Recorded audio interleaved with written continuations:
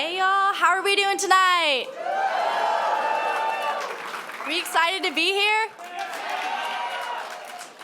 All right, as many of you already know, this election is the most important election of our lifetime.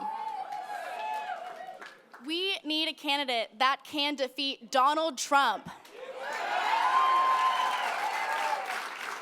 Our country has never been so divided over an election, and we need someone to unite us. That is why I am voting for Mike Bloomberg. Not only does he have a background in leading a city of nearly 8 million people, but he is also prioritizing issues that I care about as a voter. Climate change, for example, is already affecting my generation and will continue to affect the generation after me. Right now, we have a president that does not acknowledge climate change. Or care. I want a president in office that I can feel proud of again. That's why Mike's track record of what he's already accomplished and what he plans to do lets me know that he is the only man for the job. Many of you may already know that we have an office in Fayetteville, Arkansas, 109 North Block Avenue, right across from Little Bread Company. We will be doing different events all weekend to get ready for Super Tuesday. We need phone bankers, we need canvassers, we need people to come help get Mike's word out.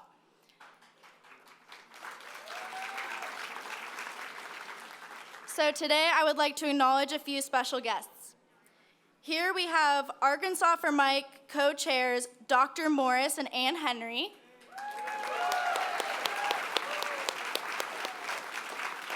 We have former Mayor of Little Rock for Arkansas Mike co-chair Mark Stadala. We have James Leawitt, former FEMA director under President Clinton and Mike Bloomberg endorser. The one and only Archie Schaefer. And now it is my pleasure to introduce former Arkansas Highway Commissioner John Burkhalter.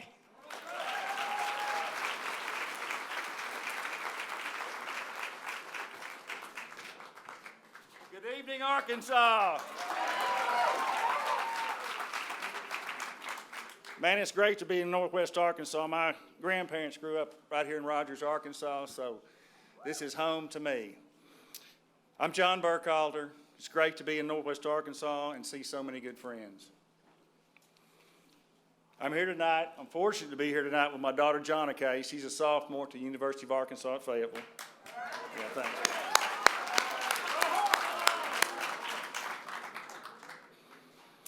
I'm here tonight to endorse Mike Bloomberg.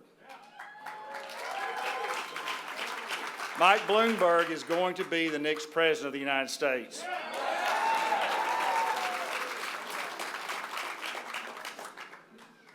Now I want to tell you why I believe Mike's the right guy. In life, we tend to better understand people that we admire and we have a lot in common with. Mike's path and I have many things in common. Mike's a business guy, and I am too.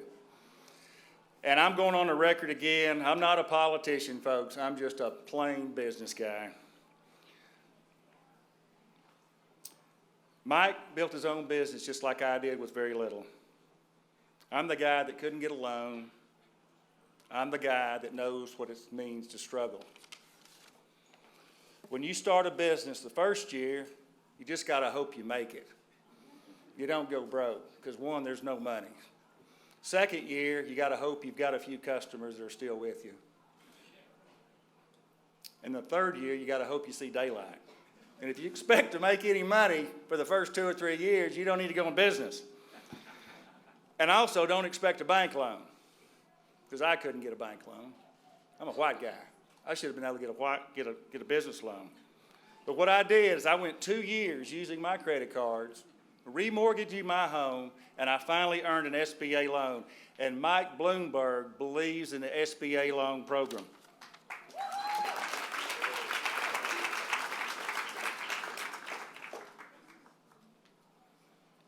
I'm blessed to live in this country, and I have lived the American dream. Michael Bloomberg has lived the American dream. And he wants you to live the American dream. This is who Mike Bloomberg is. He's self-made and blessed to live in the greatest country on earth. He has the experience. He has been successful in the private sector. He has proven himself in the public sector. He successfully ran one of the largest and most diverse cities in our country. And folks, he did it well. Mike has had to make tough decisions in his life. We need a president that will be the leader of the free world and not demand respect, but earn it each and every day.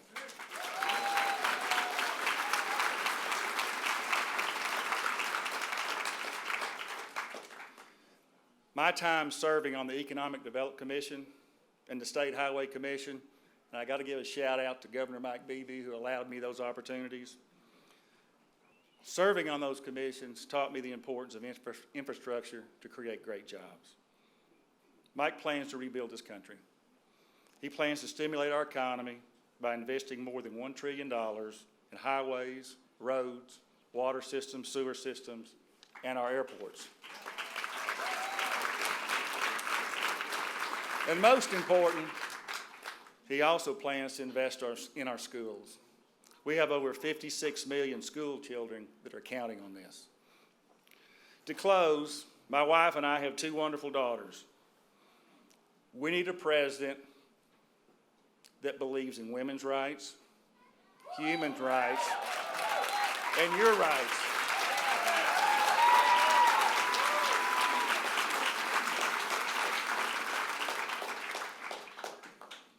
You got to go vote. We win when we vote, and we have no voice when we don't speak out. This is the greatest country on earth. Let's make it even greater.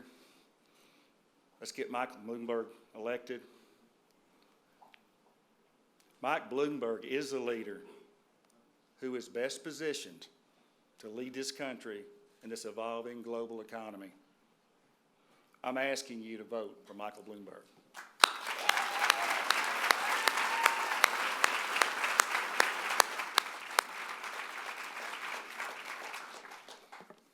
My comments are short and sweet.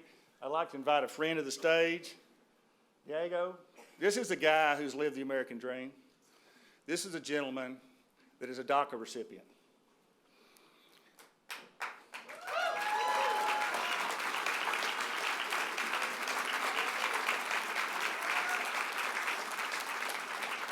Congratulations. Mike Bloomberg will get it done. God bless you. See you.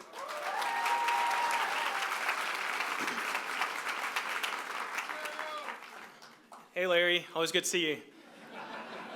He's a good guy. Good evening, everyone. First off, thank you to each and every single one of Mayor Bloomberg's staff and supporters for putting together such a wonderful event on such a short notice. And to the incredible staff here at the Record. It is always refreshing to see presidential candidates visit Arkansas in hopes of garnering the support of voters in my adopted home state. Mayor Bloomberg has visited the state multiple times. It is obvious to the constituents of this great state that he is making a concerted effort to galvanize the voters here. As Arkansans, we appreciate that very much, sir. Typically, each voter has one issue that they want the candidate to advocate for. As an immigrant and DACA recipient, the number one issue for me is comprehensive immigration reform.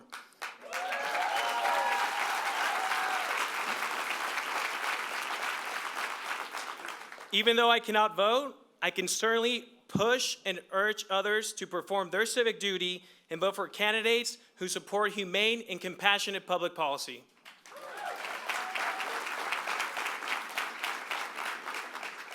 Mayor Bloomberg has stated that if elected president, he will fight tooth and nail for comprehensive immigration reform.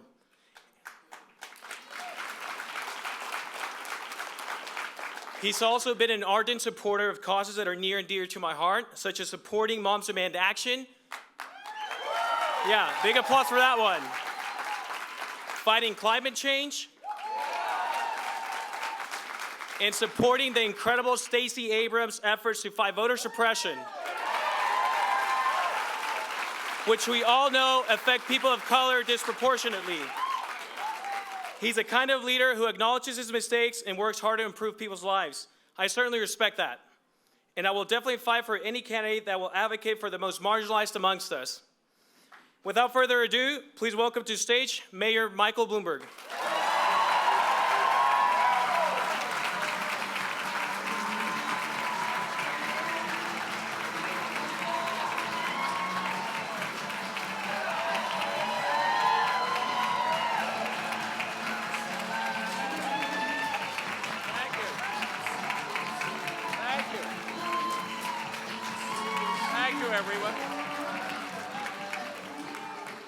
Well, hello, everyone, and good evening, Bentonville.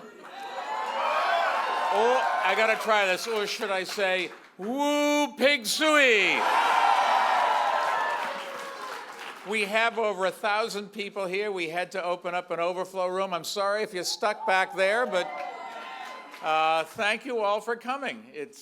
I didn't grow up in a place where people gathered this way and came to see me or anything else. But I'm just so thrilled that all of you came, and hopefully I won't disappoint you. And I also want to thank Abigail from our great Arkansas team, and I want to thank Diego for sharing his story. I think you are a powerful example of how immigrants contribute to the fabric of this country, Diego, and you're absolutely right. It is time for comprehensive immigration reform, and I will fight for you and for that as president. Let's give Diego another round of applause.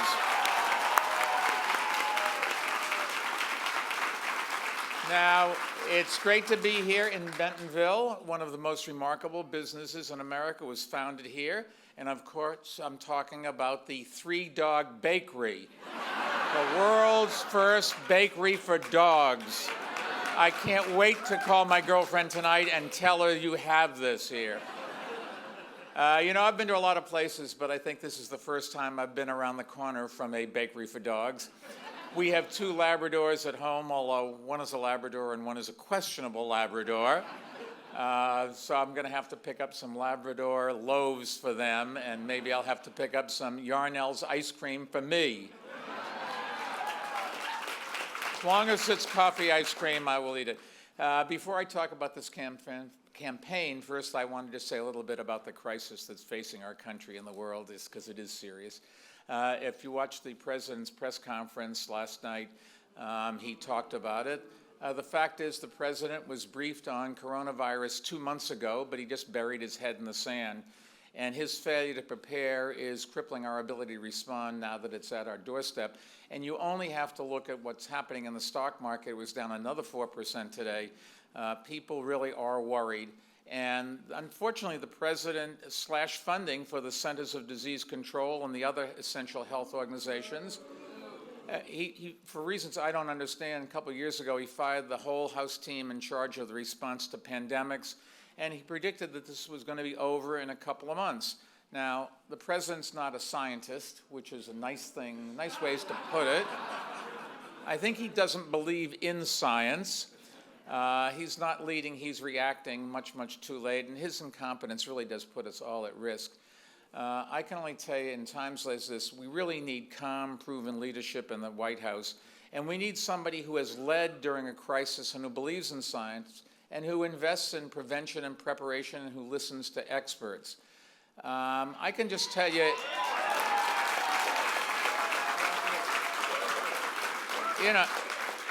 let me talk for 2 seconds about New York City. We had the best epidemiologist, a guy named Tom Friedman, which I recruited from India to be in New York City in case something happened.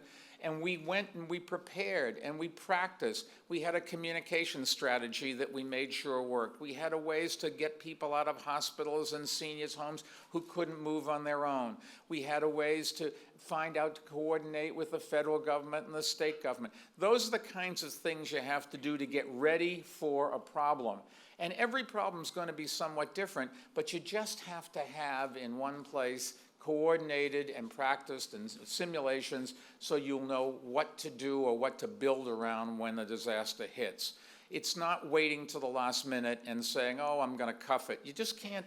Our lives are too important for that. We need someone who understands that the U.S. is responsible both for keeping Americans safe from a pandemic and for helping to lead the global response to combat it. Because if it happens overseas, we can't just throw our hands up in the air. It's going to get here. So we do have an interest in what happens every place else. And we need a president, I think, who will make protecting the health of the American people their #1 priority at all times. And I can only promise you that's the kind of president I will be.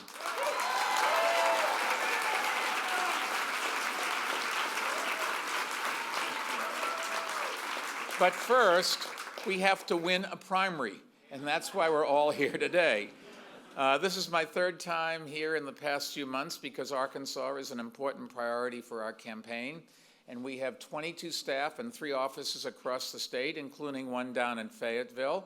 And yes, tells me where you come from. And it's located right between Maxine's Tap Room and Hugo's. Because when President Trump isn't driving us all crazy, he's certainly going to drive us to drink. Anyways, now, I think it's fair to say the other candidates have just focused on 4 states, and I've been trying to run a national campaign. And I've been trying to talk to voters all across the country. In the 12 weeks that I've been campaigning, since I decided to run, I have been to 27 states and 65 cities. Why? What are you complaining about? 25 states, 65 cities, and okay.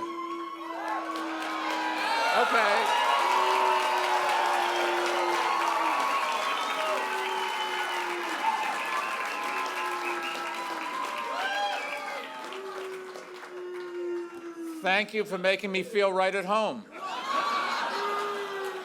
Okay, when you're done, we'll continue, okay? We love you, Mike. Thank you, thank you, thank you.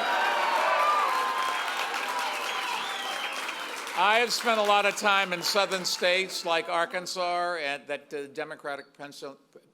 Democratic presidential candidates used to win, and I believe we can start winning them again if we show up and listen and invest, and that's what I'm doing. And this morning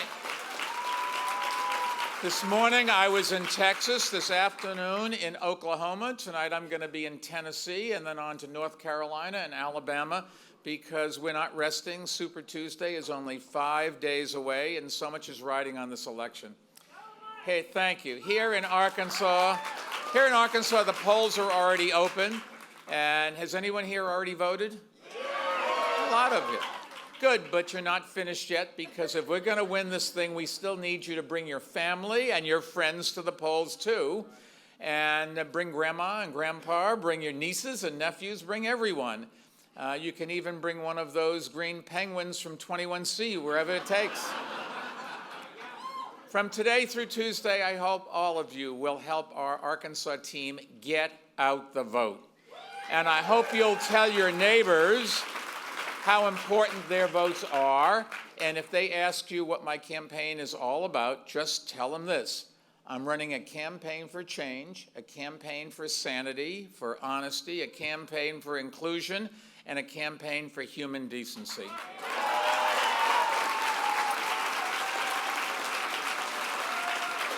I am running to restore honor to our government and to build a country that we can be proud of, and to start getting things done, and to start putting the United back in the United States of America.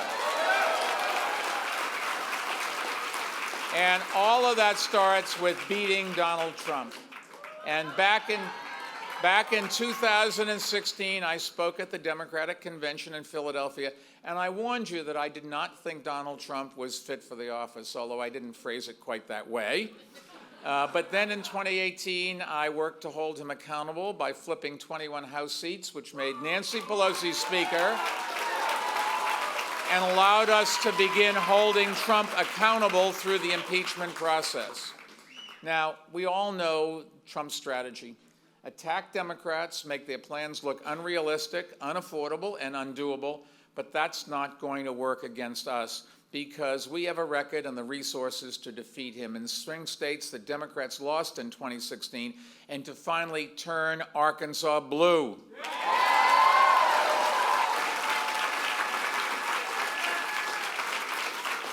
But to get it done, we need to nominate someone at the top of the ticket who can build a broad coalition that rallies Democrats and attracts independents and moderate Republicans. And that's what I've done in all three races I've won in New York City, and I can do it again. Now, I know I'm not a typical politician. I never worked in Washington, and I don't make pie-in-the-sky promises. I don't talk until the cows come home. I was told absolutely everybody would laugh at that, and I just can't believe you didn't. I said, I don't get it. They said, just do it, it'll work. And as you've seen in the debates, I'm not someone who just yells slogans, even when they're not true. I believe we really need a leader to be commander-in-chief, not college debate-in-chief. So if you want somebody, we'll see whether this works. So if you want somebody who talks turkey, a little bit, and has a record of accomplishment on all the big issues facing our country, and who has the resources to beat Donald Trump, I think that's me, and thank you.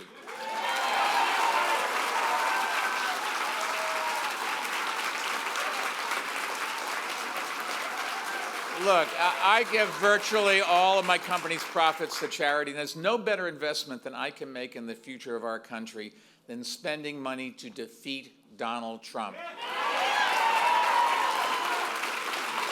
And if you think this campaign is expensive, just imagine what 4 more years of Donald Trump is going to cost us.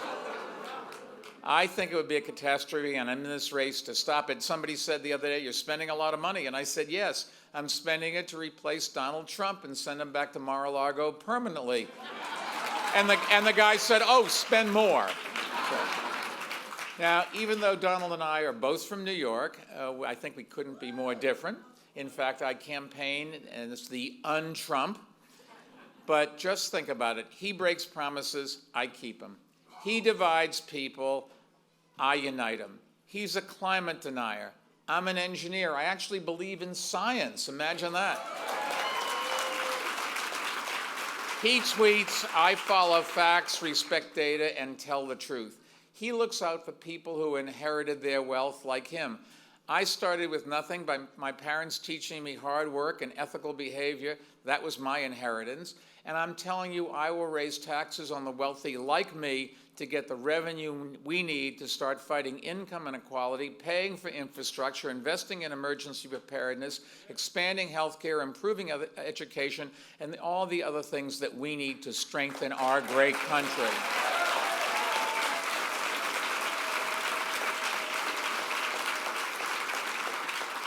My whole career, I've been a doer, and I believe we need less talk, less partisanship, less division, and less tweeting.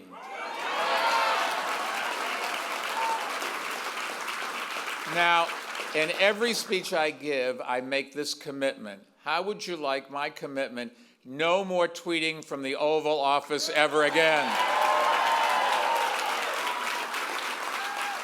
Well, it's easy for me to say since I can't spell very well. But then again, neither can Donald. Seriously, I've been pretty blessed in life, and there's nothing that Donald Trump can do or say that can hurt me. But he has hurt a lot of other people, and that's why I'm running, to stand up for every American who has lost their job or lost their insurance, who can't pay their college tuition or their student loans back. And you've heard the slogan, Mike will get it done. If you haven't, I've wasted a lot of money. But let me tell you what the it is in Get It Done. It means winning this November and sending Donald Trump back to the golf course. But that's just the beginning, because getting it done means finally providing health insurance to every American who lacks it and lowering the cost for everybody else. And we can do that without kicking 155 million people off their health insurance and imposing a massive tax increase on working people, as Sanders wants to do.